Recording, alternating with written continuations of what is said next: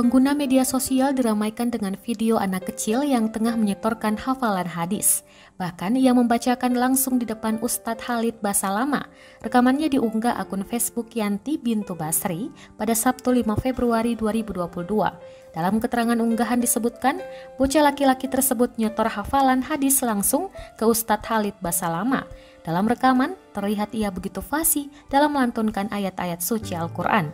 Ustadz Khalid Basalamah pun nampak ceria menyaksikan bocah tersebut. Warganet juga dibuat iri dengan kemampuan anak tersebut. Rekamannya pun menuai berbagai komentar dari warganet.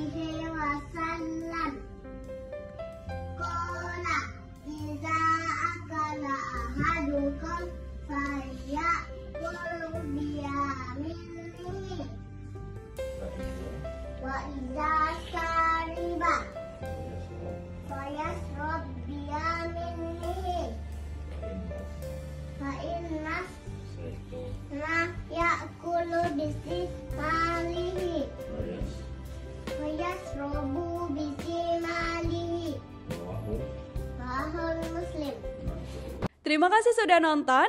Jangan lupa like, subscribe, dan share ya.